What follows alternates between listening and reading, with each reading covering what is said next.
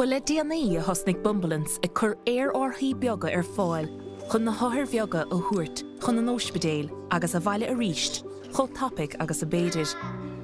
Nuair is féidir na an choré, íonn an tibrí dónach, rainn, pialóta príomháideach gar únéirí príomháideacha Eileáin a aithne.